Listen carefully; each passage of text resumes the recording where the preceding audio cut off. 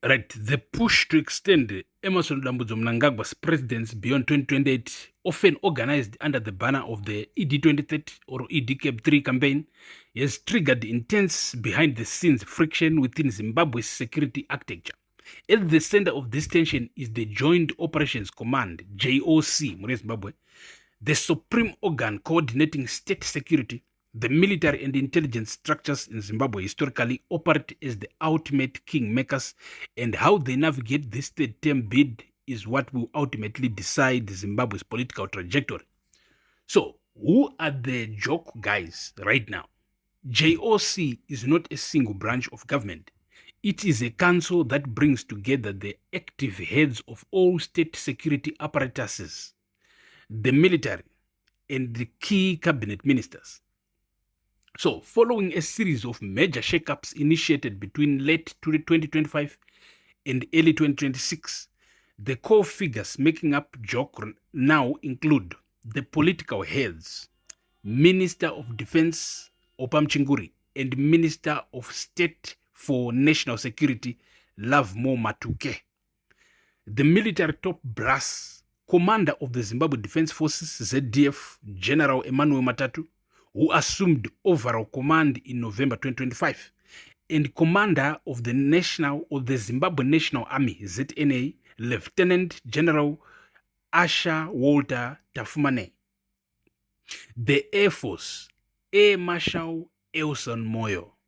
The Intelligence CIO, Director General of the Central Intelligence Organization, Fulton Mangwanya.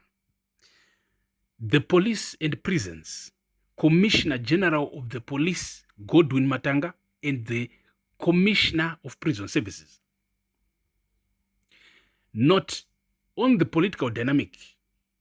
While Vice President Constantino Chiwenga is technically outside of day-to-day JOC operations as a civilian politician, his deep historical ties as the former ZDF commander mean that a massive faction of the current JOC still looks to him for political direction.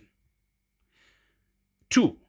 JOC track record, the good and the bad. Let's talk about this.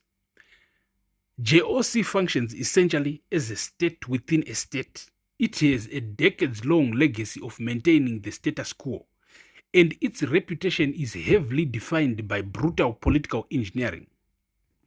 The bad, the repressive record. Election orchestration, 2008. Following Robert Mugabe's loss in the first round of the 2008 elections to Morgan Tsvangirai, Joint Operation Command reportedly took de facto control of the state.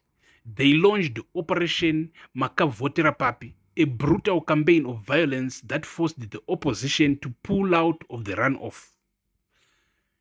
Gukuraundi, 1980s. Though structured slightly differently back then, the security chiefs who formed the DNA of JOC, Joint Operation Command, orchestrated the massacres in Matabeleland. August 1, 2018. Shootings. Troops were deployed into Harare to violently quell post-election protests, leading to the shooting deaths of 6 civilians. Let's talk about the good, strategic and stability, regime preservation. Right, the 2017 coup, Operation Restore Legacy, depending on your political viewpoint, JOC's most efficient hour of stability management was the bloodless removal of Robert Mugabe in November 2017. When Grace Mugabe's G40 faction tried to capture the state, JOC stepped in, deployed tanks, and smoothly transitioned the power to Mnangagwa, avoiding a civil war. Crisis management. JOC is ruthlessly effective at maintaining absolute law and order when the state feels threatened, preventing total structural collapse during economic hyperinflation. Number 3. In what ways can JOC stop the Cap 3 third term bid? Because the 2013 constitution has rigid safeguards requiring a 2/3 parliamentary majority, a public referendum, and explicitly stating that an incumbent cannot benefit from an amendment to term limits, Mnangagwa cannot easily change the law without facing total political warfare. If JOC decides to definitively block the third term extension, they have several highly effective levers. Sidelining the ED 2030 faction inside ZANU-PF, JOC exerts immense control over ZANU-PF's internal structures, the commissariat. They can lean on provincial chairs and central committee members to withdraw their endorsements of the CAB 3 agenda, effectively killing the initiative from within the party before it hits parliament. Intelligence-driven containment. Led by Futon Mangwanya, the CIO can compromise, isolate, or legally target the core civilian politicians and businessmen funding and driving the ED 2030 faction. Let's talk about the soft coup or definitive ultimatum. Historically, Zimbabwean generals do not like to look like they are constantly launching overt coups. Instead, JOC can hold private, high-level briefings with Mnangagwa to present security assessments, explicitly warning him that pushing for a third term risks destabilizing the country, fracturing the military, and ruining international debt restructuring. In Zimbabwe, a unified no from JOC is a boundary a president cannot cross. 4. Let's talk about the evidence of friction. What have they done so far? While JOC rarely makes overt anti-Mnangagwa announcements, the strategic maneuvering behind closed doors over the last year shows deep resistance to the third term agenda.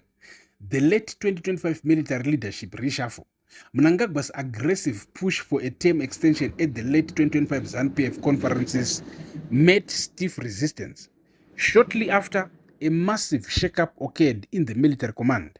Lieutenant General Asha Walter Tafumane, a highly calculated operator and former Deputy Director General of the CIO, was moved into the vital role of Zimbabwe National Army Commander. This reshuffle was widely viewed by regional analysts as a chess move to balance out elements inside the army and secure a command structure that values constitutional adherence over factional power grabs. War veterans breaking ranks. Zimbabwe. The war veterans, who function as the ideological ground troops for the military and JOC, have openly fractured. Lawsuits and public disputes have emerged in Harare courts challenging the legality of constitutional amendments aimed at term extensions. The fact that war veterans, traditionally Mnangagwa's bedrock support, are taking the battle to the courts proves they have the backing of powerful handlers within the security architecture. Chiwenga's pushback in the Politburo. Right, Vice President Constantino Chiwenga has been fiercely and explicitly opposed to the ED 2030 plan, arguing that it violates the unwritten political agreement struck during the 2017 coup, which implied Mnangagwa would serve 2 terms and then hand over power. The military's refusal to suppress or sideline Chiwenga's faction within the Politburo is the loudest silent message JOC could send. The security forces are not united behind a third term. Zimbabwe takupinzai mukati me Joint Operation Command, the highest level of power in Zimbabwe, right behind the president. So stay tuned. Tichange chupa more updates as soon as my moves item cartoon. Peace.